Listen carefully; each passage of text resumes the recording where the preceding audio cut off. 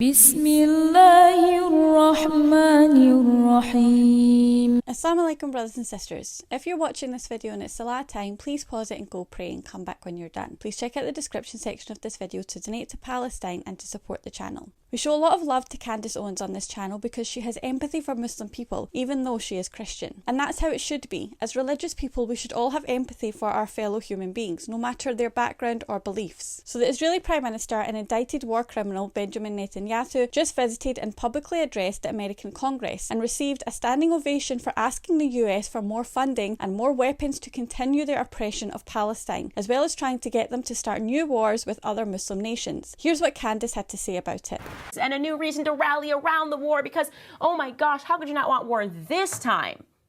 9/11, how could you not want war this time? What weapons of mass destruction? War this time. The Taliban, war this time. Zelensky, Russia, Putin, bad war this. How could you not? Look at the Ukrainians. Look at the amount of flags that people are putting in their ex-bios. How could you not feel something when they put that little flag in their bio? You monster. War just this time. Oh, Bibi Netanyahu, are you anti-Semitic? Are you like a Jew hater? How could you not want October 7th this time? That's all we get. That is all the American people get all the time. We're such monsters. How could you not? Look, he traveled all this way. War this time. Like I said, everybody's feckless. So they just get in line, they do what they want because they're fearful. Maybe they got blackmail on some weird pornography website, captured, and now they're scared. And so they just vote according to how they're told to vote. We know that there are blackmail rings in DC. So there's a little bit of that going on. Then there's just people who love the money that's just pouring into their coffers from AIPAC, every other lobby group, Big Pharma. I'm sick of it. I'm just so sick of it. I'm bored. Beyond anything else, I'm bored of the lies being told to the American people. And of course, it's very obvious, like I said, they want to go to war.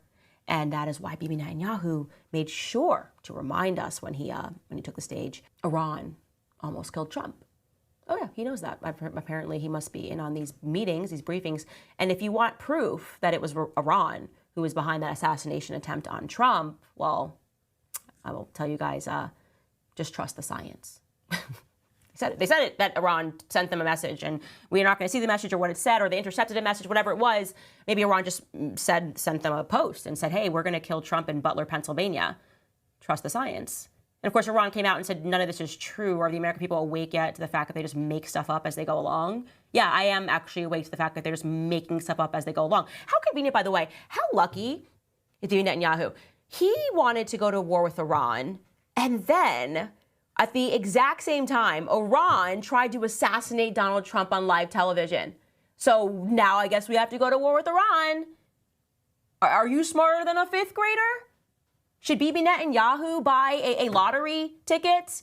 Oh, I'm sorry. I shouldn't be saying that because I guess I'm just supposed to be pro-Israel because, I don't know, AIPAC or something. Or they're not funding me. If maybe for the right dollar, I'll just say all the stuff that the right says and the same stuff that the left says. And it's all so sickening. You should be sickened, and you should be especially sickened that their excuse for all of this is just to call you names.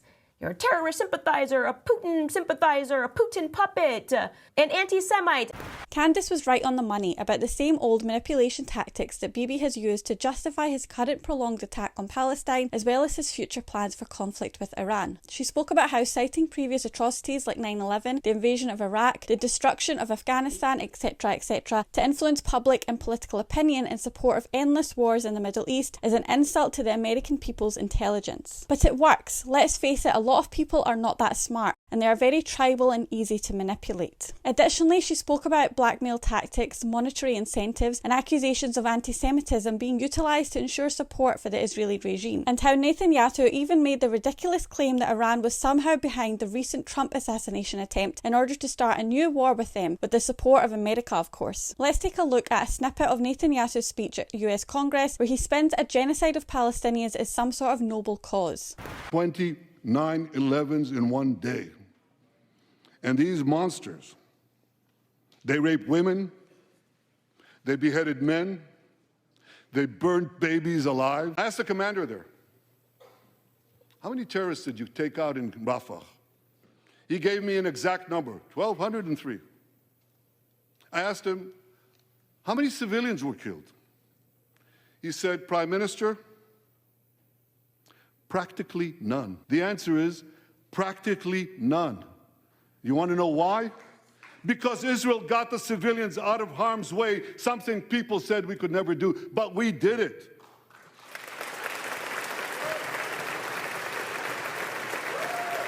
In World War II, as Britain fought, Winston Churchill appealed to Americans with these famous words: "Give us the tools and we'll finish the job." Today, as Israel fights on the front line of civilization, I too appeal to America. Give us the tools faster and we'll finish the job faster.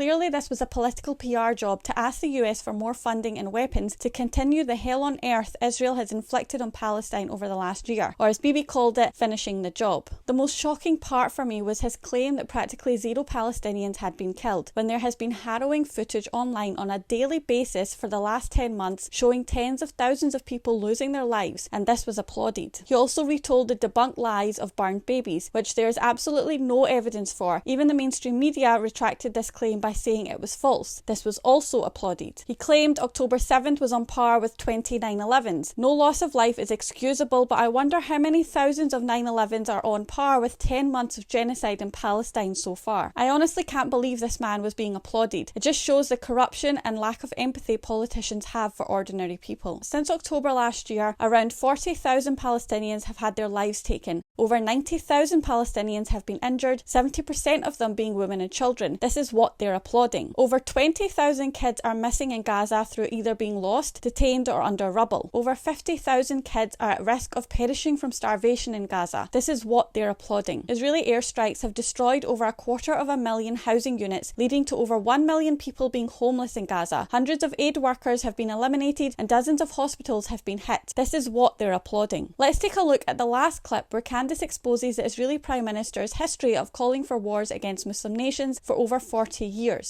Every time Bibi Netanyahu shows up in America and suggests that we need to go to war with a country, we instantly go to war with the country. Take a look at this compilation. If you take away the Soviet Union and its chief proxy, the PLO, international terrorism would collapse. If you take out Saddam's regime, I guarantee you that it will have enormous positive reverberations on the region. Obviously, we like to see a regime change, at least I would, in Iran, just as I would like to see in Iraq. The question now is a practical question. What is the best place to proceed? It's not a question of whether Iraq's regime should be taken out, but when should it be taken out? It's not a question of whether you'd like to see a regime change in Iran, but how do it... Are there any other nations that you would recommend that the United States launch preemptive attacks upon at this point? The answer is categorically yes. The two nations that are vying, competing with each other, who will be the first to achieve nuclear weapons, is Iraq and Iran. But a third nation, by the way, is Libya as well. Libya is trying very rapidly to build an atomic bomb capability. So you have here now three nations. All stand together to stop Iran's march of conquest, subjugation, and terror. Iraq, Libya, Syria. He says it, we do it. And now he's saying that Iran might kill President Trump. And if he does, then we just better all say we're going to war right now and not ask any further questions. I'm going to make this statement to the American people. Please listen to me. Do not send your sons and daughters to fight in this planned war. They have been planning this war for years, okay? Do not believe them when they say they have weapons of mass destruction. They have been trying this strategy for years in various countries that they want war with.